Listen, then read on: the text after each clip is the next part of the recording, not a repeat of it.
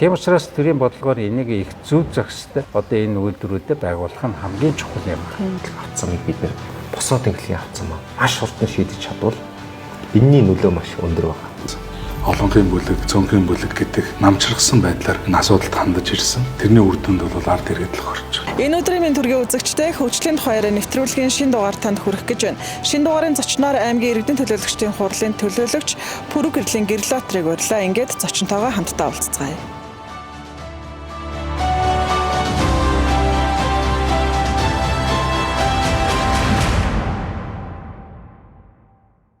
Пүрэв гэрлийн Гэрлотр 1978 онд Дорнод аймгийн Хэрлэн суманд төрсэн дээд боловсралтай социологч, инженер мэргэжилтэй хан шуултаа компани үүсгэн байгуулагч, Grand Lux Construction компани ерөнхий захирал, ерөнхий инженер.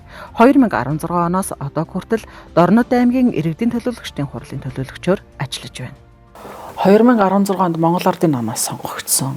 Тэ 2020 оны улсын хурлын сонгуульд би даасан. Дараа нь би дааж иргэдийн хурлын төлөөлөгчөөр ахиж орж ирсэн.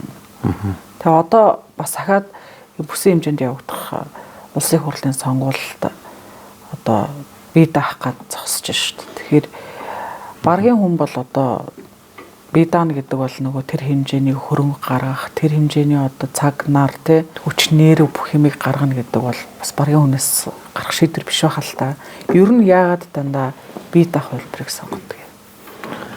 Би чинь 16 оноос өмнө 12 онд бас би аймгийн иргэдийн хуралд би дааж ирсэн. Яг хөө 16 онд бол тухайн үед Монгол Ардын намаас санал тавьсан. Ер нь бол манай аав чинь Доронт аймгийн Матад сумынх байхгүй юу. Тэгээ би ямар ч бас аавынхаа нутгаас нэр дэвшгээр үндсэндээ бэлтгэл ажлаа хангаад явж исэн. Тэгээ 16 онд Монгол Ардын намаас санал тавьсан. Саналыг би хүлээж авсан. Яагаад хүлээж авсан бэ гэвэл тухайн үед одоо яг л одооны ер нь 30 гаруй нас чинь тийм ээ Монгол ирчүүдийн бас эд одоо хийж бүтээдэг яг тийм л нас.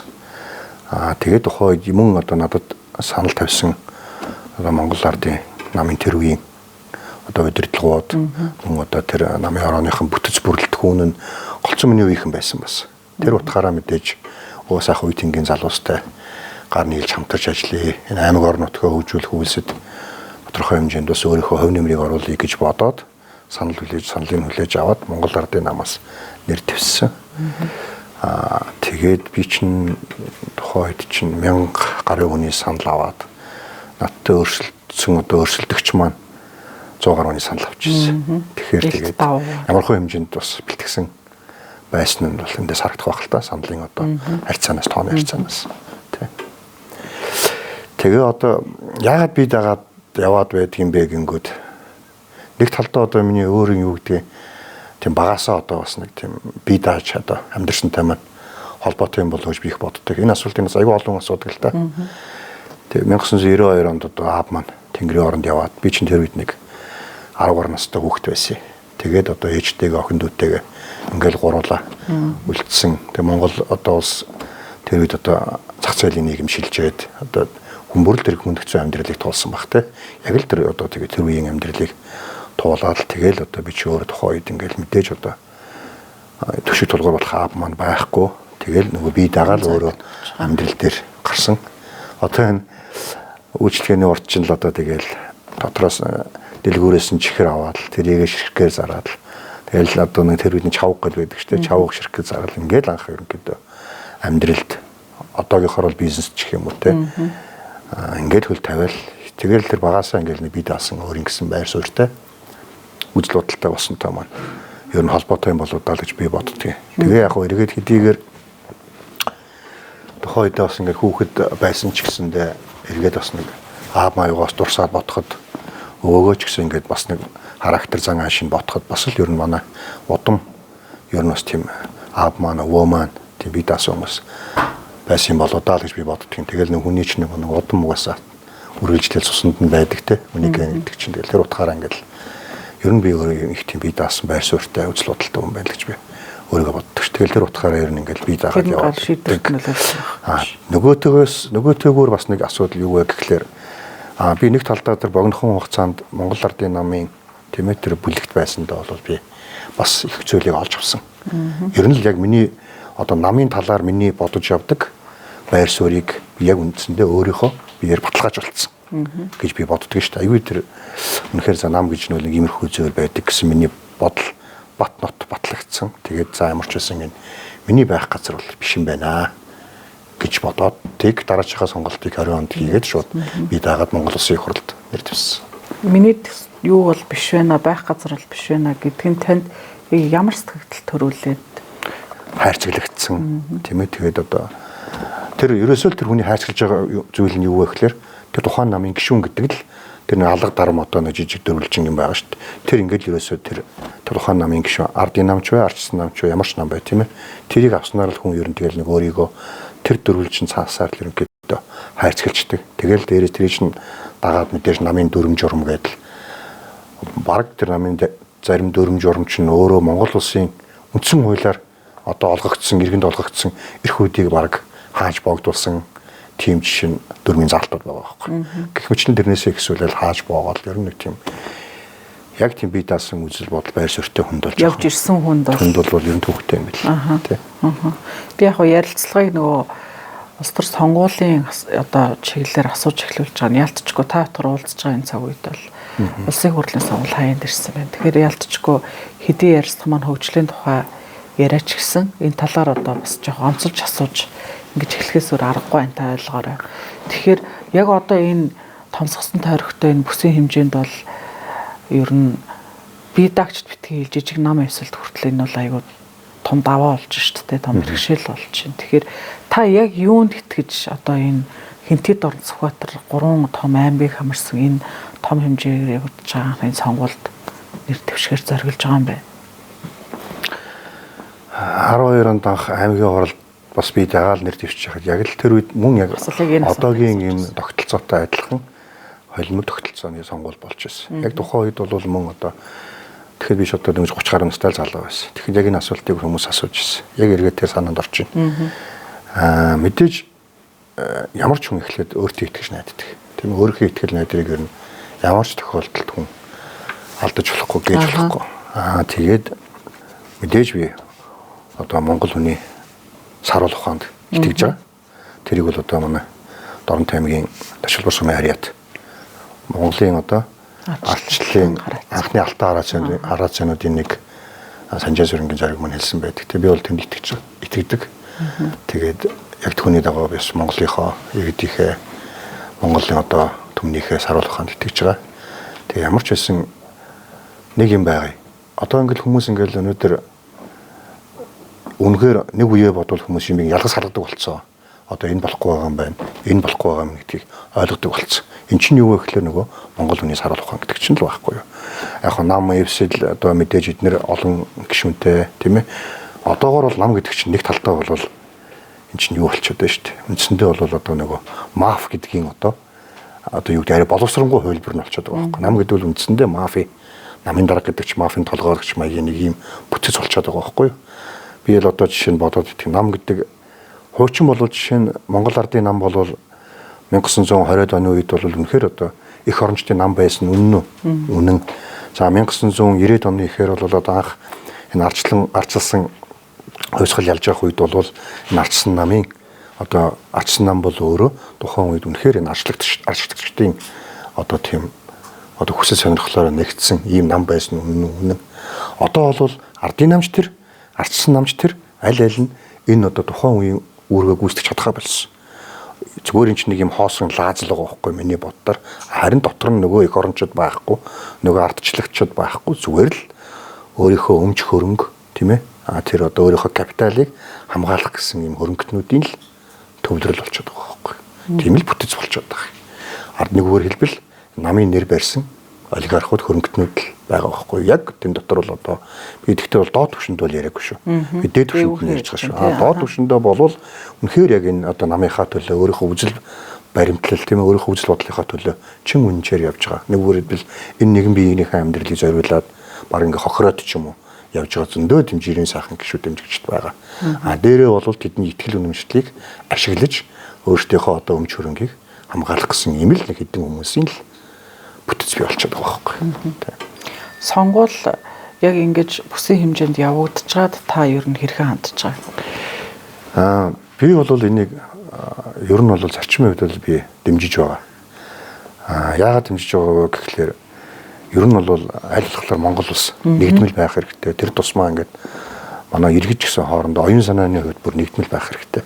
Тэгжээж ер нь улс цаашаа хөгжинэ. Яг ингээд бүгдээрээ ингээд мэдээж тархаа бодрохоо улсад мэдээж одоо ингээд хүн амаа таран байршуулах нь зөв л дээ. Гэхдээ энэ маань аливаа зүйл чи хоёр талтай. Нөгөө талдаа энэ тархаа бодрохоо энэ байдал чинь өөрөө энэ жалгаж жалганы үзлийг, жалгад овны үзлийг газар ахуулаад энэ Монгол улсын хөгжилд саад болоод байгаа байхгүй юу? Яг одоо хамгийн том саад болж байгаа хүчин зүйлүүдийн нэг энэ жалгад овны үзэл бол энийг бас нэг тодорхой хэмжээгээр шийдэх гэсэн нэг юм арга хэлбэр юм болоо да гэж би бол бодож байгаа. Гэхдээ яг хөө эрх хэрэгчид маань ч гэх юм уу энийг нэг тийм одоо өөрсдөө нэг тийм сонгуулах гэсэн нэг тийм гიშгүүр болж байгаа нь над жоохон харамсалтай байна. За яагаад вэ гэвэл магадгүй үүнийг одоо жишээ нь одоо ингээд 24 оны сонгуул жишээ нь томсгосон юм тойрогоор явагдана. Гэт хэрвээ үүнийг 2 жилийн өмнө ч юм уу хэлсэн байсан бол тодорхой болгоцсон байсан бол энэ бүх нэр дэвшигчд ижил гараанаас үүсэх боломжтой байсан хоорондоо. Бэлдээд эхэлсэн. Яагаад гэвэл тэр чинь адилхан бүгдээрээ за тойрог томсож байгаа юм байна гэж бүгдээр тодорхой хэмжээнд бэлтгэл ажиллаа базааж эхлэх байсан. Гэтэл одоо гинт одоо энэ сонгуул тулгаад 2023 оны 12 сард бас зарлж байгаа нь өөрөө учир дутагдaltaй байгаа юм л да. Ерөнхийдөө бол том зургаар нь харахад бол миний хувьд бол томсгосон тойрог дэмжиж байгаа. Тэгэхээр та бол иргэдийн төлөөлөл аймгийн иргэдийн төлөөлөгчдийн хуралд одоо цар ганц сууж байгаа бие дагч. Ер нь бол ажиглаж байхад бол одоо бие дагч иргэдийн хуралд сууна гэдэг бол бас тийм амар биш юм шиг байна. Тэ ямар нэгэн одоо нөлөөллөөр ингээд аль нэг намын бүлгийг сонгохоосоор аргагүй болдог. Тэгэхээр би таныг одоо хүртлээр бие дагч байгаа байр суурин дээр одоо бат зогсож байгаа үүднээс чинь хараад та Дорнод аймагт одоо сүүлийн 24 жил тасралтгүй миний мэдж байгаа шүү дээ. Тасралтгүй 24 жил засаглаж байгаа эрх барьж байгаа Монгол Ардын нам. За үүргээ гүйцэтгэж чадж байгаа юу? Тэгээ эрх барьсан шиг барьж чадж байгаа юу? Сөрөг хүчин ардчилсан нам одоо бас яг сөрөг хүчнийхээ үүргийг хэр зэрэг гүйцэтгэж байгаа гэж та боддог вэ? Энэ дээр санал бодлоо олцооч. За бие дагч уул нь бол 2 сонгогдсон байсан. Тий 20 оны сонгуулиар тэгээ яг нэг бие дагч маань Монгол Ардын намын бүлэгт орсон. Надад ч гэсэн одоо намын бүлгүүдээс санал ирж байсан. Одоо 4 жилийн хугацаанд тийм ээ. Ингээд манай намын бүлэгт ороод ингээд хамтарч ажиллая гэсэн саналууд бол ирж байсан. За би бол хүлээж аваагүй. За яагаад хүлээж аваагүй шалтгаан бол би түрүү хэлсэн. Нэгдүгээр би өөрөө би даасан үзэл бодолтой. За хоёрдугаарт мэдээж би намын бүлгийг тийм ээ мэдэхгүй биш мэднэ. Хүмүүс нэг одоо ингэж ойлгоод байдаг юм л да. Ихэнх нь одоо нийтлэг сонгогчд маань ч гэх юм уу. Одоо нэг төлөөлөгч гэх юм уу те ингэхээр заавал нөгөө та юу хийсэн бэ гэж их асуулт асуудаг. Чи одоо өнгөрсөн 4 жилд юу хийсэн бэ гэдэг. Мэдээж тэр чинь одоо ингэ тухайн нэг тойрогоос сонгогдож байгаа боловч сонгогдсон цагаас хойш бол тэр чинь аймгийн хэмжээний одоо төлөөлөгч болчихж байгаа байхгүй юу. Нэг үгээр хэлбэл би жишээ нь 2 дугаар багаас сонгогдсон. Тухайн сонгогдохдоо би 2 дугаар багаас нэр дэвшиж сонгогдоод гарч ирсэн боловч гарч ирсэн хойноо би Дорнод аймгийн иргэдийн хурлын төлөөлөгч гэсэн ийм статустай болчихж байгаа. Тэгэхээр би энэ Дорнод аймгийн нийт одоо Дорнод аймгийн хэмжээнд асуудлыг харж Дорнод аймгийн хэмжээнд би өөрөө энэ одоо тодорхой хэмжээнд төлөөлөгчийнхөө үүргийг гүйцэтгэх болж байгаа байхгүй юу. Тэгэхээр өнгөрсөн 4 жилийн хугацаанд бол би бол ажиглахад ерөнхийдөө бол одоо сөрөг хүчин маань ямар ажилласан бэ? Харин ч би энэ эхлээд би доороос нь эхлээ хариулчих.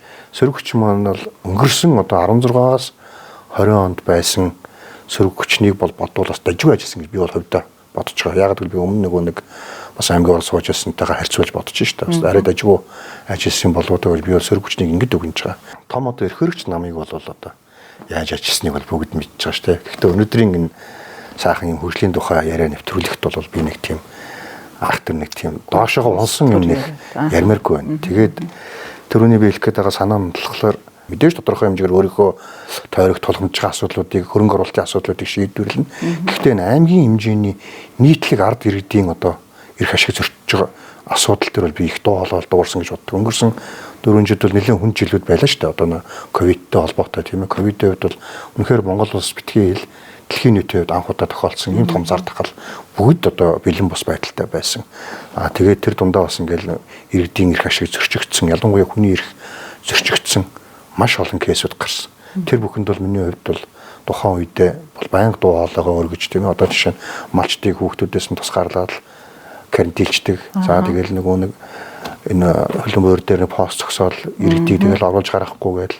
Тэгэл нөгөө нэг жижиг машин жижиг зөвхөн 5 тонноос тийм ээ. Доош даацтай машинаар ачаад тээвэрлүүлэхгүй том машинаар ачаад тээвэрлүүлнэ гээл гэх мэтлэн аюул олон юм хүний зөрчсөн асуудлууд гарч ирсэн. Тэр бүхэн дээр дуу хоолойгоо өргөөд харин тэрийг маань бас тухайн үеийн аймгийн онцгой комиссоос ажилдаа тусгаж авч их хэрэгжүүлдэг байсан. Тэгээ өмнө чи ингээд нөгөө нэг он дараалал ингээд мартагдаад явчихдаг юм байна л да. Өмнөх жилийн дараа жилдээ ингээд мартагдаад явчихдаг. За дээрээс нь тэгэл энэ аймгийн уул уурхаанууд дээр юм кемп одоо байдаг газрууд дээр жишээ нь ингээл баг байгуулна гээл тийм ээ. Одоо нэггээр хэлбэл одоо Монгол улсын юм нэгж байгуулна гээл. Тэгэл үүнийг бол би тухайн үед эсэргүүцэл таслан зогсоож ирсэн нь бол яагаад ч болохгүй асуудал. Энэ чинь 22 оны 1 сарын 1-ээс нэгжийн тухай хууль өөрчлөгдсөн байхгүй юу? Тэрний өмнө л одоо чинь 21 онд ийм асуудлууд явсан. тэрний тухайн үед бол одоо аймгийн одоо удирдлагууд тийм ээ. Дээрээс нь Монгол Ардын намтай одоо би тухайн үед ингээл наан цаануулж таслан зогсоож ирсэн. Магадгүй одоо жишээ нь өнгөрсөн 4 жилийн хугацаанд бие даагч байгаагүй болвол бас өнөөдөр энэ багууд байгуулагдсан тийм ээ. Ямар одоо асуудал яаж үүсэж байгааг бол би мэдэхгүй л дээ. Тэр утгаараа нэг одоо төлөөлөгч гэдэг бол заавал тийм одоо ахын шин чанартай ажлуудыг хийх биш. Бас нэг юм арай өөр талаастай юм бас хийх боломжтой. Хамгийн гол юм нь тэр төлөөлөгч гэдэг хүнд тухайн хуралдааны материал заавал ирдэг байхгүй юу? Бие даагч бай, сөрөг хүчинч бай, эрх баригчч бай. Тэгэхээр яг хүүхдээр надаас юу ч нуух аргагүй болчих. Тийм учраас тэрэнд нэг өөр хэлбэл би намайг одоо чинь хэн нэгэн намын бүлэгч юм уу эсвэл нэг намын дарга миний үгийг заахгүйгээр зөвхөн би өөрийн ихтгэл үнэмшлээрээ тухайн асуудалд хандах тийм нөхцөл боломж бүрддэг. Та түрүү хариуллаа л да. Би магадгүй нөгөө төдөөгс өдийг хүртэл өөрийнхөө бор зүрхээр те амьдралаа босгож бизнесээ босгож ингэж явсан учраас би өнөөдрийн хүртэл энэ аймгийн иргэдийн хурал дээр за тэгээ цаашлаад ингээ улсын хурлын сонгуульд хүртэл ингээд өөрөө бие дагаад ингээд явах одоо эхлэл байсан байх гэж та түрүү хариулж байна. Гэтэл бас Монгол Ардын намаас сонгогдоод тодорхой хэмжээнд иргэдийн төлөөлөгчдийн хуралд Монгол Ардын намын бүлэгт байж чад гараад ингээд явсан шалтгааныг бол одоо та бүхний дунд одоо таны хуучны журмын нөхөд гэж хэлсэн шүү дээ. За. Тий, тэдний дунд бол одоо та бүгдийн дунд бол эрх ашигын бас нэг ямар нэгэн зөрчил гарсан тухайлбал эмнэлгийн бүсэд байгаа газрын асуудалтай энэ холбоотой зөрчил гарсан гэдэг яриаг бол би одоо нэг биш удаа сонсч ирсэн. Тэгээд нэг уулзж байгаа их бол энэ талаар би бас танаас хариулт авах нь зөв байна. Би одоо уулын сайхан хөгжлийн тухай яриа гэж бодож байгаа. Ийм нэг тийм жижигхэн чих юм уу те нэг юм ахын шин чанартай яриа бол нэг ярмааргүй. Гэхдээ яг нэгэнт одоо та асууж байгаа учраас хариулах ёстой байх л да. Ямар ч тийм байхгүй. Ерөөсөө л миний итгэл үнэмшил би дааснараа л явъя гэж бодсон. Магадгүй нөгөө нэг дараад нь араас хүмүүс юу ч ярьж болно шүү дээ. Тэр хүний тухайн хүнийг одоо буруутгасан ч юм уу. Тэг. Үнэхээр одоо юу гэдэг хууль бус зүйл байвал нэгдүгээр намайг буруутан Монгол улсын шүүхт тогтоо. Хоёрдугаар үнэхээр тийм асуудал байсан бол өнөөдөр юу гэдэг юм одоо зөв буруу ялгархаар хугацаа одоо хангалттай өнгөрчлөө шүү дээ. Харин ч би тухайн үед тэр газрыг би тэр эмнэлгийн бүс чинь 2018 оны засгийн газрын тогтоолоор батлагдсан юм. Гэтэл би тэр чинь бүр дээр үед одоо 15-16 оны үед тухайн үеийн одоо манад байсан Зоос банк гэж байж байгаа тэр нь тэндээ барилга барьчихад дампуураад тэгээд тэрийг нь бас тухайн үеийн нэг иргэн ухаантай тэр Зоос банкнаас газрынхын эрхийг шилжүүлж аваад тэгээд тэрнээс нь л би шилжүүлж авсан асуудал. Нэг үгээр хэлбэл Монгол улсын засгийн газрын тогтоол гарахаас өмнө одоо миний эзэмшил шилжсэн байсан газрын асуудал. Магадгүй нөгөө тэрийг маань одоо хүмүүс ийм буруу ойлголт гадуур тараагаад явдаг байна. Тэн чинь тэмцэл эмчэндээ гарах л ёстой л доо. Харин ч одоо би нэгэнт одоо ийм газрын тухай сэдв ярьж байгаа болохоор ам нээвэл одоо уушиг нэгдэг шиг ерөнхийдөө одоо би ч нөөрэ барилга бүтээн байгуулалт хийгээ явдаг хүн намайг их газартай холбоотой хүмүүс ярьдаг одоо буруутгах юм тэр л байгаа л да. Харин би шудраг хэлэхэд бол ёстой одоо энэ телевизийн камерын ашиглаад хэлэхэд бол надад хууль бусаар авсан нэг ч газар байхгүй. Би юу гэдгийг албан ёсоор би одоо энэ аймаг орон нутгаас ч юм уу одоо шууд ч юм уу тэгж одоо авч ирсэн газар нэг ч байхгүй. Дандаа би хэн нэгэн иргэний эзэмшсэн байсан газрыг тухайн иргэнтэй тохиролцож шилжүүлж авч бүтээн байгуулалт хийжсэн юм юмнууд байгаа. Тэрийг бол одоо угаасаа алихтай тэмцэх газар ч 2-3 удаа шалгуулж ирсэн. Одоо яг наад юм бүсийн асуудаар чинь. Тэгэл энэ юу биш байна гэж хэрэг нэрсэхгүй болол ингээл хаагдсан л байгаа. Одоо та тэр эмнэлгийн дунд байгаа газар дээр яг ямар бүтээн байгуулалт хийх хэрэглэж байна? Эмнэлгийн дунд биш л дээ, эмнэлгийн наад хэсэгт байгаа. Наад хэсэг. Тий. Тэнд бол ерөнхийдөө бол би нэг тийм мэдээж тэр чинь өөрөө аймгийн төвийн бүс. Тэгээд тэнд мэдээж төвийн бүсэд яг төв замын дагуу хажуу мэдээж хүний одоо нүд хожирлсан гоё бүтээн байгуулалт босох хэрэгтэй. Тэр утгаараа л тэмэл бүтээн байгуулалт хийж бодож байгаа. Тэгээд тэн дээр бол одоо яг хэрэгжээд явж байгаа төсөл нь зочид буудал тэгээд юм үйлчлэхний төвийн комплекс юм төсөл байгаа. Тэгээд одоо манай Дорнод аймаг чинь хүүхэд залуучууд чөлөөсөө өнгөрүүлэх газар хомос байна шүү дээ. Яг л үнтэй бодлого кино театртай дотроо тэгээд дөрвөө олны газартай хүүхдийн одоо автомат тоглоомын төвүүдтэй нэг кофе шоптай тий.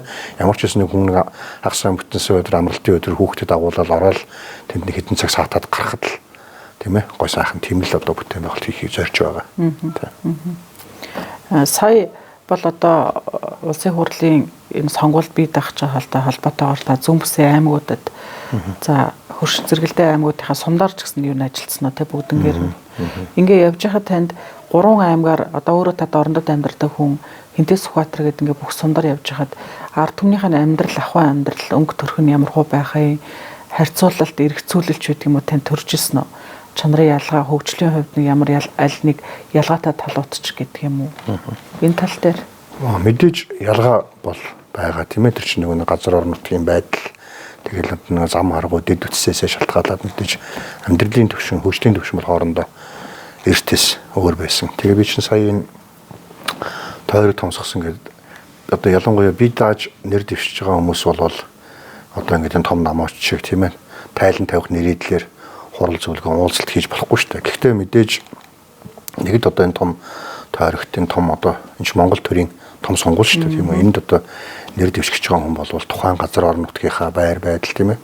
За хаана ямар локейшнд байдгийг, дээрээс нь ард иргэдийн амьдрал ямар байдгийг, за мөн дээрээс нь одоо тухайн орон нутгийн амжиргааны түвшин ямар байдгийг энэ бүгдийг өөрийн биеэр үзэж харж судалсан байх хэрэгтэй гэдэг утгаараа би сая одоо 3 сарын ихээс эхсүүлээд үндсэндээ энэ 2 сар гарын хугацаанд бүх одоо Хинтээс Сүхбаатар Дорнод аймгийнхаа бүх сумдаар ерөнхийдөө баг яваад бас одоо нэг 4-5 хаан сум үлдээд байгаа. Ихэнхээр нь явсан.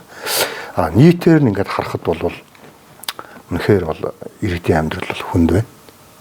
Энийг бол одоо бүгд мэдж байгаа. Одоо өнгөрсөн 4 жилийн 20-24-ний хугацаанд 4 жилийн хугацаанд үндсэндээ нэг 3-4 том хямрал нүүрлэлээ шүү дээ тийм ээ. Ковидтэй холбоотой, дээрээс нь одоо үнийн өсөлттэй холбоотой хамгийн том хүчин зүйл нь сая Сүхбаатар Хинтээ Дорнод аймгийг хамарсан. Одоо сүүлийн 20 жил тохиолдог маш том зод боллоо. Үнэтэй холбоотой иргэдийн амьдрал бол маш өндөрсөн байна. Тэгээд ерөнхийдөө нийт одоо 6-аар нарахад хүндэрсэн байна. Гэхдээ хүндрэлийг бас айтайхан даван туулж байгаа сумдууд бол байна. Тэгэхээр хамгийн гол одоо энэ 3 асуудлуудыг л одоо цаашид яаж шийдэх вэ гэдгийг л одоо би сонгогдох одоо нэр дэвшээ тийм ээ. Одоо би чи хамгийн гол нь эхлээд нэр дэвших эрхээ авах нэг асуудал байна шүү дээ. Тийм болохоор бас нөгөө хамаагүй юм бас юм ярьж болохгүй байгаад байна. Гэхдээ яг нэр дэвших эрхээ авсан ч аваагүй ч бай цаашаа сонгогдсон ч бай сонгогдоогүй ч бай. Ер нь бол бас дараа нийт кандидатууд тийм ээ. Нийт одоо тэгээд горилогч нар бас энэ тал дээр л анхаарлаа хандуулах хэрэгтэй санагдаад байгаа надад бол үнийн өсөлт бол ялангуяа бол тойлдулж шít. Зээлнээс зээлний хооронд, цалингаас цалингийн хооронд л одоо нийт одоо хүн амьдарч байна.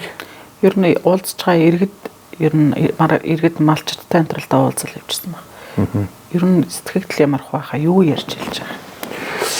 Миний уулзалт чинь нэг талдаа их одоо уулзалт гэх юм уу? Айгүй илүү органик болж байгаа. Органик гэдэг. Ягаад гэвэл би ч нэг одоо төрийн албан хаагчдын хүчээр авчираад ч юм уу те эсвэл одоо ингээл нэг зармаар гаргаад ч юм ийм бол би угаас хуулиараа болохгүй шүү дээ. Тэгэхээр яг хөглөөр мэдээж ингээл тухайн сумын одоо нутагт дэвсгэрт очиод тэгээд одоо ингээд за би нэг ийм хүн байгаамаа ингээд тийм ээ танаа орон нутгийн ингээд амьдралтай ингээд ажил байдалтай танилцж яваа мөн гэхэд хүмүүс чинь аягүй сайхан хүлээж авна.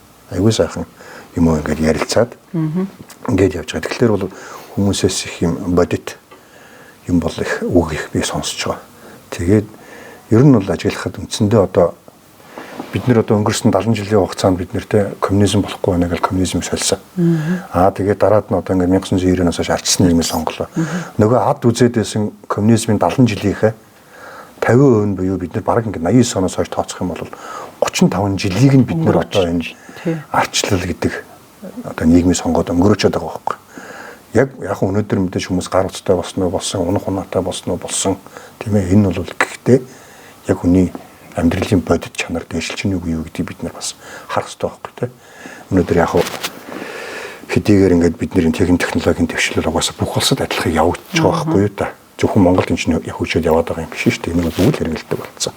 Тэгэхээр одоо нэг ад үзээд байгаа байсан коммунизмын юм үеэсээ өнөөдөр бас бидний яг бод амьдрал дээр ард иргэдийн амьдрал маань сайжирч чадчихгүй юу гэдгийг л одоо хүмүүс их ярьж байна. Тэгэхээр энэ маань юу вэ гэхээр хоёр намд бол иргэдийн итгэл бол үндсэндээ алдарсан байна. Миний одоо өөрийн одоо олж харсан өнцөг бол тийм. За ерөөдөө одоо тантай бол нөгөө цаг үеийн сонгуульт болсон учраас цаг үеийн асуудалтай холбоотой хариултуудаа ерөөдөө авчлаа. Тэгэхээр нэвтрүүлэг маань хөгжлийн тухай яриа. Хөгжил гэдэг асуудлыг бол нөгөө бид төсөөлөхдөө том улс их орны хэмжээтэй ч юм уу бодоод байдаг те. Оролцож зочин эсвэл Дорнтой аймгийн маш том хэмжээний бүсийн хөгжлийн асуудлыг зөвхөн ярих хэрэгтэй гэж ойлгоод. Гэтэл ер нь бол хөгжил гэдэг юм бол бүхэл салбар, бүхэл нэгж төвшөнд явж байгаа учраас энэ чиглэлээр илүү хүмүүсийн аймгийн иргэдийн хурал шатны энэ сонгуульд ингээд нэр дэвшиж байгаа энэ хүмүүс хөгжил гэдэг асуудлыг илүү одоо бодож үзээсэй те юу илээ энэ дээр илүү толгоо гарчлагдаг илүү уралддаг байгаасаа гэдэг үүднээс бид энэ хөгжлийн тухай яриа гэдэг ярьцлага нэвтрүүлгийг ингээ хийе яваад байгаа.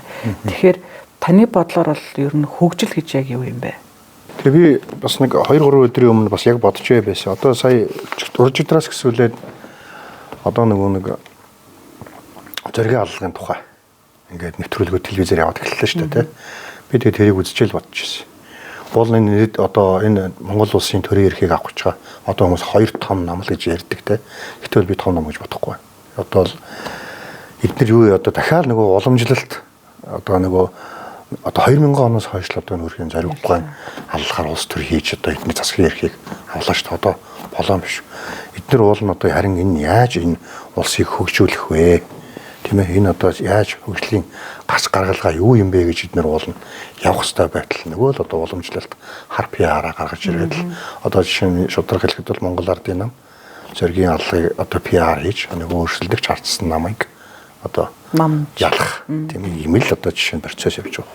Тэгэхээр нөгөө миний одоо би бол дандаа ер нь бол хойч ирээдүй залуу үед итгэж явдаг. Тэгэхээр нөгөө урд ургасан чихнээс хойно ургасан эвэр гэж ярьдаг те. Одооны залуучуудад бол тэр яг үндэ мэдээж тэр хүн тухайн үеийн улс төрийн том кандидат байсан үнэн улс төрийн том зүтгэлтэн байсан үнэн.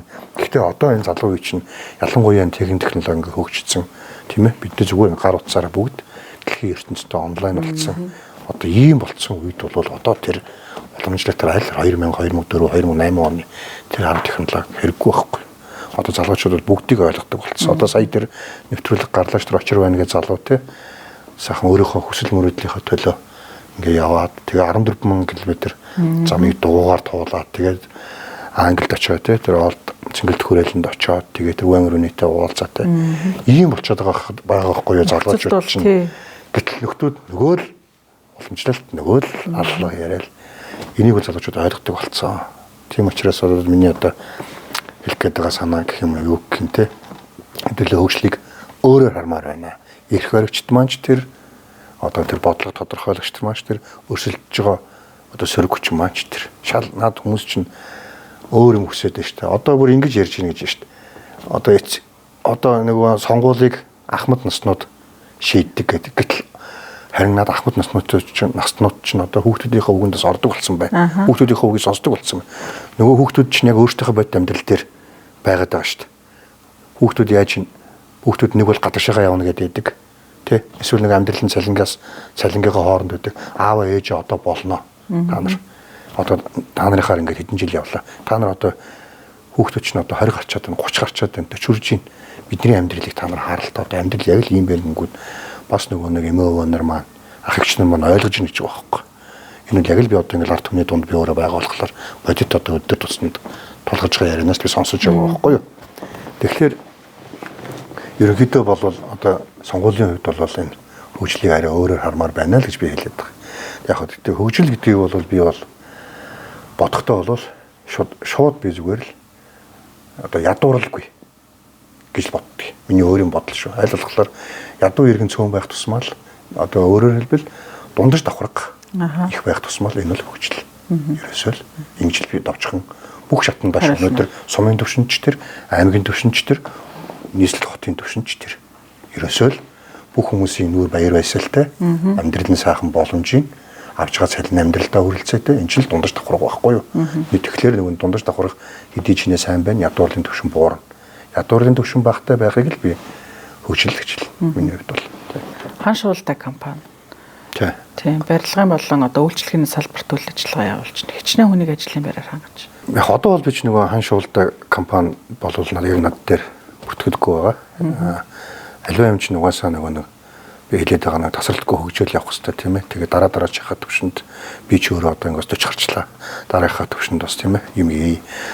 Тухайн компаниуд бол одоо ингээл манай дүүнер ч юм уу тий. Одоо эсвэл ингээл бизнесийн хамтрагчтайгаа ингээд тохиролцоол тий. Ингээд бизнесүүд явж байгаа л да. Нийтдээ бол тогтмол бол нэг 70-80 ажлын байр одоо хангаад явж байгаа. Тэгээд барилгын бизнес ч өөрөөс улирлын чанартай. Тэгээд нэг янз бүрийн баригадууд гээл тийм ээ хамтарч ажилладаг.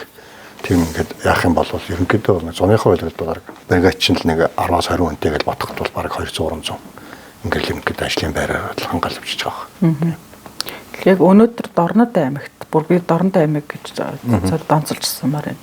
Бизнес эрхлэх түүнийгээ тэлэх орчин нь ямар байна?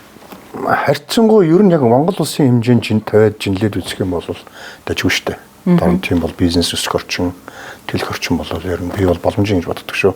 Тэгээ тэр дундаа бас одоо нэг сонгуультай л яриа ингээд холбогдчиход байгаа. Зүүн бүсийн 3 аймагтай харьцуулаад бодоход бас ер нь манай аймгийн хувьд бол арай илүү боломжийн. Бас дээрээс нэг зүүн бүсийн тулгуур төв гэдэг штэ тийм ээ. Тулгуур төвөн ч гэдэг тухайн үед нөгөө дэд үтсч мэт сайтай байсан болохоор тэр утгаараа болсон байх л да. Тэгээд тэр утгаараа манай аймгийн хувьд бол ер нь би боломжийг л шаарддаг. Тийм.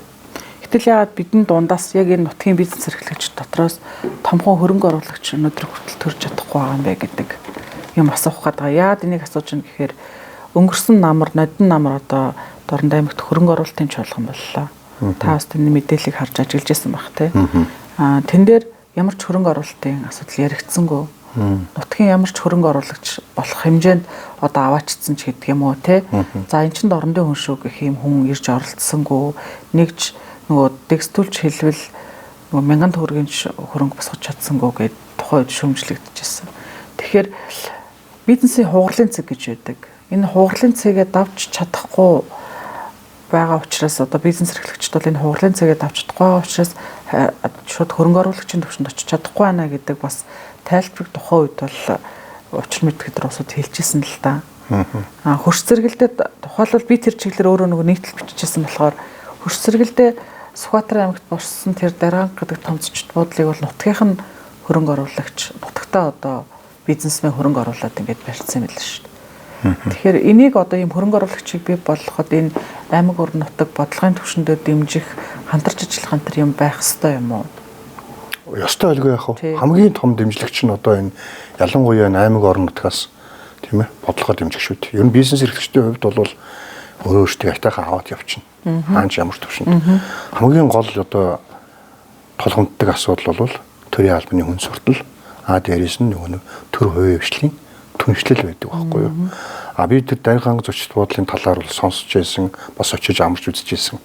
Үнэхээр тухайн нутагтаа бол сайхан бүтээн байгуулалт нь үнэн. Миний сонсохоор бол бас тухайн одоо Сүхбаатар аймгийн улсын их хурлд сонгогдсон гишүүд нь мөн одоо тухайн аймгийн удирдлагууд нь хоорондоо маш эв нэгдэлтэй ажилладаг гэж би сонсч байсан. Тэгээд тэд нэр ямар ч байсан мэдээж альва хөрөнгө оруулалт татахын тулд одоо мэдээж тэр гадаадын ч юм уу дотоодын ч юм хөрөнгө оруулалт татахын тулд тухайн аймагт ирээд хамгийн түрүүнд хөрөнгө оруулагчдын шаарддаг юм уу гэхээр тогтой тухтай амрах орчин байдаг байхгүй юу.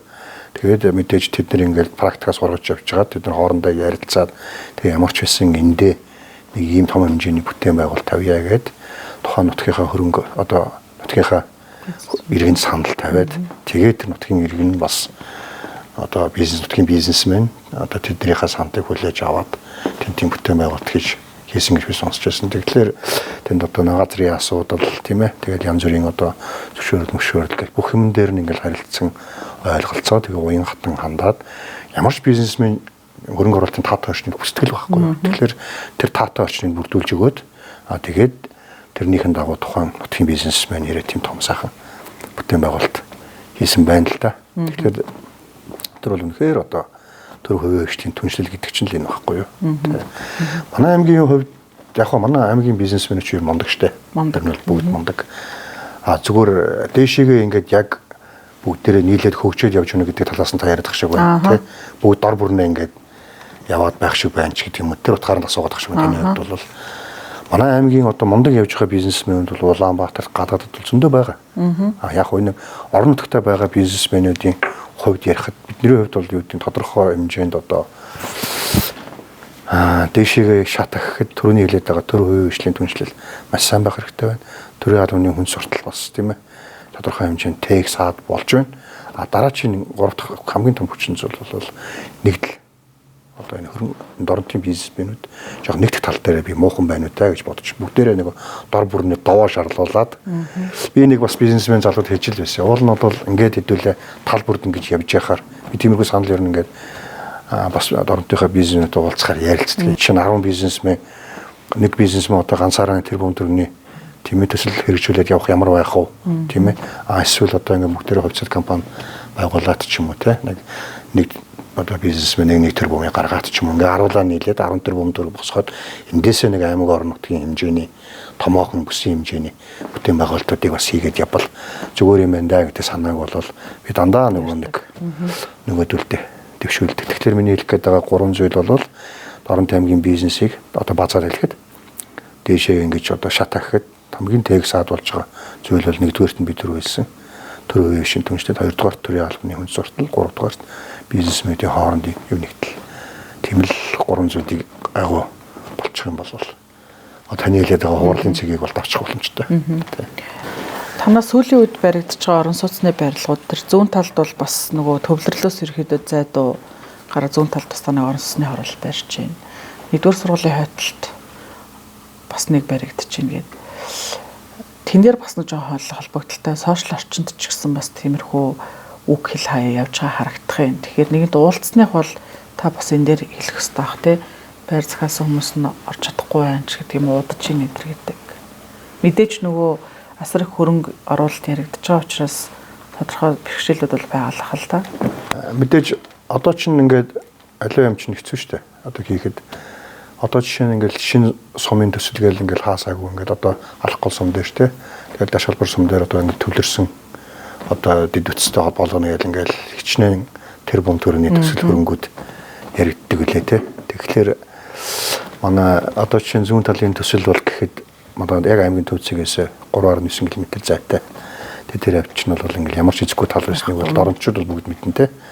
Тэгэхээр амаргүй юм байлээ. Ер нь бол яг хувийн гөвшил өөрөө дан ганц нуруунд дээрээ үүрээд тэгээд тэр том төслийг бас хийхэд бол хүндэл юм байл л да. Тэгээд дээрээс нь сая өнгөрсөн 21 оны 6 сард эхэлсэн төсөлтөө. Тэгээд өнгөрсөн 3 жилийн хугацаанд бас нийгмийн эдийн засгийн байдал дээрээс нь үнийн өсөлт тэгээд ковид гэл ямар байсныг бүгд надаар хэлүүлдэггүй мэдчихэж байгаа. Хамгийн одоо том хүндрэл гэх юм уу юу бол яг хувийн хөгжлийн компани бол дангаараа бас тэр том дэд үтсийг бас өөрөөр шийднэ гэдэг бол бас нэлээд амаргүй ажил. Гэхдээ ямар ч байсан нэг эхэлсэн юм чиндээ дуусгач таарна. Тэгээд тэр том бас дэд үтсийг эргээд харахад бид нэр одоо ийм том юмыг хийж чадсан юм уу гэж одоо би бол хамт олноороо багтдаг. Тэгэхээр мэдээж одоо түнтэй холбоотой тодорхой хэмжээний өндөрлүүд бол үүссэн. Тэгээд одоо магадгүй заримдаа боддгийн мэдээж ингээл тусгай зөвшөөрөл ч юм уу эсвэл одоо нэг янз бүрийн бичиг баримттай холбоотой хүндрэлүүд бас гардаг. Одоо би чинь сөрөг хүчин шүү дээ. Би даагч гэдэг. Тэгэхээр нэг магадгүй энэ бүх хүндрэлүүдийг нэг үрэлбэл ногоон гэрлэр ингийн тулд зарим бизнесмэнүүд нь ялчгүй намыг сонгож байгаа бахал да. Тий. Та аймгийн жуудагийн холбооны тэргүүн. Тий. За тэгэхээр бас ялцчгүй нөгөө спортын салбарын хөгжилтэй холбоотой асуулт асуух гэдэг байна л да. Өнөөдөр юу гэдэг хөөхд залуус спортоор хичээллэх. За цаашлаад төв дэлхийн хэмжээнд одоо маш сайн тамирчин бэлтгэгдэн гарах боломж хэр байгаа. Тэр талын дэмжлэг бодлого ер нь манай аймагт хэр вэ гэж та харж байна. Та бол бас тэр жуудагийн спортын нэг хөгжлийн нэг хэсгийг бол ингээл өөрөд яваад байгаа хүн харагддаг ш тэмцээн уралдаанд явж ийн ирж ийн гэдээ харахад. Тэг ингээд сонгуультай холбоотой бизнестэй холбоотой ч юм ингээл юм яриад явж байхад ингээд жуудаагийн тухай яриа ороод ирэнгүүт надад аягүй тийм гоё гэгэлэг бол явчихна л да. Ялангуяа манай аймгийн жуудаагийн хүүхдүүд бол мундаг, дандаа сайхан. Тэгэл дээр нэг сайхан кимоно хөмссөн хүүхдүүдийн дунд ороод явхад бас л үнэхээр сайхан мэдрэмж шүү. Тэгээд тэр гоё хөлсний өнөр тийм ээ. Тэгэл тэр хоорондоо хүүхдийн цагаан одоо зангаар хоорондоо тэмцэлж байгаа. Дэвжэн дээр өрсөлдөг ч гэсэн дэвжэнээс гараад идэж найзууд гараал ондогоо хувааж угаал гүгийгөө хувааж тэгэл ингээл явж идэг байхгүй манай хүүхдүүд. Тэгээ нэгтэйгээ бас би ч нэг нааш цаашаа тэмцээн дагаж явна. Тэгээ одоогийн байдлаар яг нэг сонгуулийн хөлмөлтэй холбоотой тэр хүнийхээ ажлаас төрч хөлөөлөгчөд байгаа. Тэгэхдээ бол жуудаагийнхоо спорттой бол баян холбоотой байгаа. Тэгээ нөгөө нэгэнт одоо би нэг тэргүүн байсан болохоор манай багш нар эцэг эхчүүд маань төрийн аймаг орон нутгийн дэмжлэг гэхээсээ илүүтэйгээр эцэг эхчүүдийн дэмжлэг жуудаагийн спортод маш өндөр байдаг. Маш өндөр. Ер нь нийтлэл тийм явж байгаа тийм. Тэгээд тодорхой хэмжээнд бол явах мэдээж аймаг орон нутаг өөрөө өөрсдийн одоо тийм ээ байгаа өмч хөрөнгөөр одоо дэмжиж ингэж өөрсдөө ярих байх л да. Гэтэл үнэхээр маш хангалтдаггүй. Жуудаагийн спорт яг өөрөө нэг Монгол улсын хэмжээ топ 4 спортын нэг тэр утгаараа бол ингээд цаашаага хөгжөөд явах боломжтой спорт. Тэгээд дээрэс нь одоо нэг сошиал орчин гэдэг янз бүрийн хүмүүсийн мэдээлэл авах сувгууд олон болсон болохоор түүнийгээ дагаад нэг эцэг эхчүүд маань тийм ээ өөрсдөө хүүхдүүдийг хичээлж чинь. Тэгээд би одоо нэг л юм бодоод байдгийн. Манай Доронтын одоо спорт тэгээд Доронтын соёл урлаг дандаа эднэр нэг юугаар яваад байна. Газраар яваад байна. Газраар гэдэг нь одоо юу гэсэн үг вэ гэхээр футболоор одоо байшингуудын футболоор үйл ажиллагаа явуулаад байна. Би энэ жоохон сэтгэл эмзэглэж явдаг.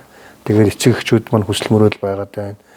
Одоо хүүхдээ нэг юм болгочих гэсэн. Ингээд хүүхдүүд маань болонгууд ингээд зүтгэл байгаад байна тийм ээ. Тэгэхээр нэг тодорхой хугацааны дараа нэг футболоос газар дээр гараад ирэх юм бол арай өөр болно. Манай аймагаас бол дараачийн одоо ер нь угаасаа олимпиадын медальтангууд төрдгөл аймаг шүү дээ тийм ээ. Ер нь бол тэгээд энэ чинь нэг яг хүүхдүүд чинь бие биенээсээ их мотивац авдаг байхгүй юу? Одоо нэг үеийнх нь нэг хүүхэд нэг сайхан бокс спортоор тийм биш шүү дээ. Тэгэл үеийнх нь нэг хүүхд сайхан амжилт гаргаад ирэхээр яах вэ? Би бас болох юм биш үү? Гэл хүүхдүүд чинь хичээлж эхэлдэг те. Тэгэл яг ингээл зориод очиход нөгөө бэлтгэл хийж байгаа орчин нь за нэг жоохон ахиу одоо байгаа хэвээр нэг стандартын шаардлага хангасан байх юм бол боломжтой гэж би бодож байна. Тэгээд цаашдаа хэрвээ энийг яриад байвал аягүй их удаан яриа үргэлжлэн. Тэгээд үүнээс гадна одоо бид нар бол жишээ нь жудогийн спортч төр, таквондогийн спортч төр тийм ээ. Одоо боксын спортч төр, бүхий спортч төр. Бид нар одоо ингээ хүүхдүүд маань яг ингээд нөгөө 10 жилийн сургуулаа төгсөөд тэгээд цаашаага ингээд хүссэн үсээгөө оюутан болол ингээд явж байна. Тэгэхээр бид нар нөгөө хүүхдүүд маань цаашаага бас яг энэ аймаг орон нутгийнхаа нэрийг цаашаа гаргаад явна гэхэлэр бас жодогийн хувьд ялангуяа тийм байдаг. Бас тэрийг одоо яаж цаашид улам илүү ингэж аймагтаа хөгжүүлэх вэ гэдэг дээр би бас аягүй их бодож явдаг. Тэгээ яг очиолын жодогийн хүссэн үсээгүй нэг жодогийн Улаанбаатарын нэг клубт орно. Тэгэл тэр клубээрээ зарлагдаад дуудагдал олон улсын тэмцээнд ороо авчих байхгүй. Тэгээд үүнийг бас би яаж болж игэл одоо энэ Доронтой аймагтаа цаашид одоо энэ ялнууд тэр дундаа одоо ингэ зүүн бүстэй манай Хуучин коллеж одоо зүүн бүсийн Монгол улсын их сургуулийн харьяа зүүн бүсийн сургууль болчлаа тий. Үүн дээр түшиглээд бид нар хамгийн ихний ээлжинд ер нь энэ байгаа юмнуудаа бид нар түшиглэж хөгжүүлж одоо энийг бол жишээ нь яг тэр барууны орнуудын шиг маш том тийм оюутнуудын орчин болгох боломж байгаа байхгүй. Тий. Тэгэхээр энэ дээрээ түшиглээд бид цаашаа ингэж явах юм бол 10 жилийнхаа сургууль төгссөн хүүхдүүд эндээ сурдаг, эндээ боловсрдог тийм ээ. Эндээсээ ингэж аймаг орнуудынхаа нэрийг цааш нь гаргаад явдаг ч болох ч юм уу. Тийм боломжууд бол байгаа. Төгсгөлд нь би танаас хоёрхан зүйлийг тодтогч асууя.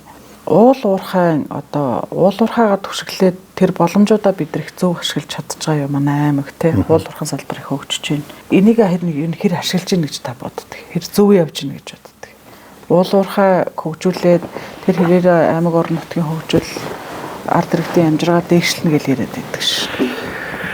Ер нь манай аймаг гэлтгүй Монгол улсын хэмжээнд бол уул уурхай би бол буруу явж байгаа гэж боддог хүмүүс нэг. Миний хувьд бол ягаад гэвэл өнөөдөр Монгол улс одоо уул уурхайгаа ухаалагч 8 жил болов те. Ард иргэдийн байгалийн баялаг зөөгцсөөр л байна. Ард иргэдийн амьдрал бол ямар байгааг бүгдээ л мэдж байгаа. Яг хөө манай аймгийн хувьд бол яг хөө те нэг одоо хүмүүсийн ярьдаг юм нэг хөл ажлын байр бий болж байгаа болохоос биш. Ажлын байраар л одоо манай аймагт дэмжлэг оруулж байгаа биш. Яг бодитоор бол жишээ нь манай аймагт бол наалдж байгаа. Том маруухан одоо жишээ нь энэ газрын дос энэ хойтлын одоо шинжээний уурхай тийм ээ. Одоо хуучин бол бас гайгүй байсан. Одоо л харьцангуй одоо ялангуяа энэ одоо дулаан цэцлэгийн станц маань 50 мегаватт өртгсөнтэй холбоотой одоо бол ингээд манай энийг бол хүмүүс ингэ бодоод байгаа. Энэ одоо өргөтгөлийг энэ бол Дорнот аймгийн ард иргэдэд гэхээсээ илүү харин Дорнот аймагт үйл ажиллагаа явуулж байгаа уул уурхайн компаниудын лобби ихгүй юу? Яг үүндээ бол. Одоо бол Дорнот аймагт бол уул уурхай бол эрчимтэй бүр илүү явагдсан Дорнот аймгийн газар нутаг улам илүү талхлагдана, малын бэлчээр улам хонсгдох нь бол ойлгомжтой болчихж байгаа. Тэгээд энийг одоо харин бас хүмүүс маань иргэд маань олж харж гаалах гэж бодож байна. Бүтээн байгуулалт нь үнэхээр сайхан бүтээн байгуулалт үнэн. Гэхдээ энэ бүтээн байгуулалтын үр өгөөж чинь Дорнотын ард иргэдэд гэхээсээ илүү энэ уул уурхайн компаниудад л наалтах болов гэж бодож байна. Тэгэхээр одоо юуныг ярих юм бол мэдээж хууль эрх зүйн зохицуулалтаас эхлээд асар олон юм байгаа. Энийг бол шууд ингээд нэг өдөр өргөс авсан юм шиг өөрчилж чадахгүй. Одоо газрын тасыг бүгд л ярьдаг Петрож байна те. Өнөөдөр Дорнот аймагт наалж байгаа юм юу вэ? Дорнот аймгийн зам арга хар, Дорнот аймгийн хогны асуудлыг хар, тийм энэ тоосчлтыг хар. Ингээд харахад бол бас үнэхээр яг бодит байдал нь ард иргэднүүдэн дээр нь бэлэн харагдах байх гэж бодож байна. Тийм. Та дахиад төгсгөл сууч нэг зүйл бол замын асуудал, зам арга асуудал. Та сая бас цус хөндөд орхичлаа. Одоо Хинтээ аймгаар явж байхад бол сумдан засмал замаар холбогдсон байгаа тийм. Тэг бид яагаад энэ замын одоо за хөдөө сумд руугаа замаар холбогддог юм гэхэд ядаж Улаанбаатар руу явдаг нэг гол зам аймаг доторх замынхаа асуудлыг өнөөхөр шийдэж чадахгүй яваад байгаа шалтгаан нь юу юм бэ? Замын технологи юмдаа байна уу? Зохион байгуулалтандаа байна уу? Ер нь бол шууд хэлэхэд авилгал шүү дээ. Авилгалтай холбоотой шүү дээ. Энэ бол бүгд ойлгомжтой. Тухайн зам тавьж ирсэн компаниуд тийм ээ. Тухайн одоо яам дамгын газар тэгээд тэнд зарлж байгаа газруудтай лобби хийгээл тэгээд тодорхой хэмжээний хувийг дараа сэргэнээр тэгвэл өөртөө үлдсэн жоохон мөнгөөрөө ажлаа явуулах гэж явуулсан болол ингээд додомдол өрхтөг. Тэгэл энэ чанаргүй тавьсан замууд нэгнээсээ эвдрэл ингээд дуустдаг.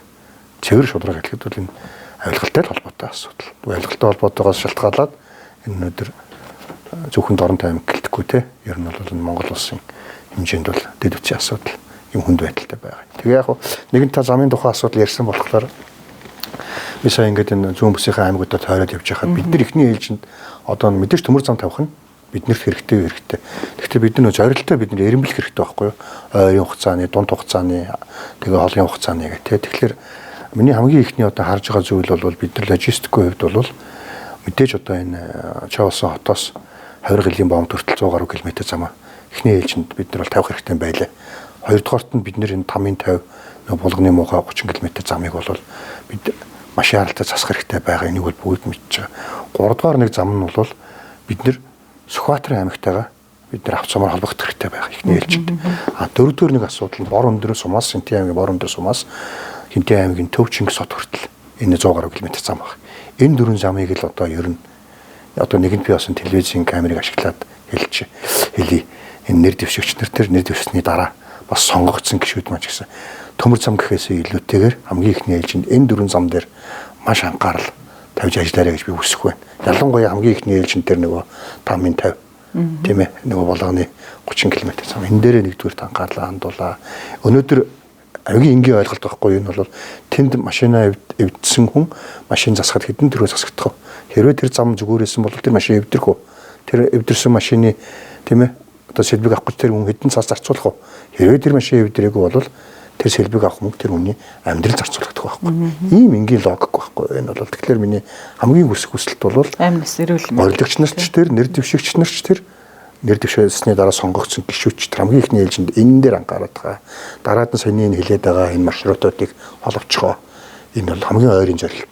Үүний дараа бол харин тэр одоо төмөр зам ам тийм ээ энэ том хэмжээний бүтээн байгуулалтын асуудлуудаа эренблээд яриа бариад авахд болох байхгүй. Яг эренбэр бол ер нь эдгээр хамгийн түрүүнд миний нүдэнд харагдчих. Мэдээж энэ төмөр замын бүтээн байгуулалтыг хийхин тулд ихний ээлжинд авцамаа бид нэр хөгжүүлэх хэрэгтэй. Авцамаар нөгөө төмөр замын бүтээн байгуулалтын бараа материалууд ачигдж ирнэ шүү дээ. Гэх мэтлэн тэгэхээр тэндээс авцамаар тэр ачигдж ирж байгаа тэр төмөр зам жишээ нь одоо тодорхой хэмжээний хэдэн тэрбум доллар ч юм босох юм байлаа гэхэд тэр зам харгуу сайн байвал тийм ээ хичнээн хэмжээний хэмнэлтээс өөрөнгө хэмнэгдэх үү гэх мэтлэн ингээд бас бодох хэрэгтэй асуудлууд байна. Таны яри гэсэн зүйлийг би бас асуугаагүй өнгөрсөн байж магадгүй юм. Би одоо анхудаас өөртөө ч нэг ингээд телевизэн камерын өмнө ярилцж чинь тэгээд ер нь бас бодоогүй бас их хувийн шинжтэй асуултууд асуулаа. Улс их орны хөгжлийн одоо шинжтэйч асуултууд асуулаа. Тэг мэдээж ингээд яриад байвал ярих юм зөндөө байгаа. Тэг мэдээж телевизэн бас цаг бас богино ах шиг тэндээс ингээд цаг л гэдэг ах шиг байна. Тэг ерөнхийдөө бол бас сайхан асуулт асуулаа. Миний хувьд бол болж байна. Тэгээд нэг баргийн үлдээхгүй л асууж шиг боллоо шүү дээ. За баярлалаа. Цаг зав гарган ярилцлагын урилга хүлээж авч ярилцсанд за тодорхой асуултуудад хариулт өгсөнд баярлалаа. Таны сонгуулийн одоо ажил үс зорилгод амжилт хүсье. За баярлалаа. Тэгээ эхний ээлжинд ямар ч байсан нэг нэр дэвших эрхээ авах хэрэгтэй. Тэгээд эрхээ авчихвал цаашаага нэг нэр дэвших боломжтой болох гэдэг. За баярлалаа танд бас энэ сайхан хөгжлийн тухай ярилцлага одоо бас надтай хийсэнд баярлалаа танд. Цаашдын ажилд бас амжилт хүсье та бүхний. За баярлалаа амжилт хүсье.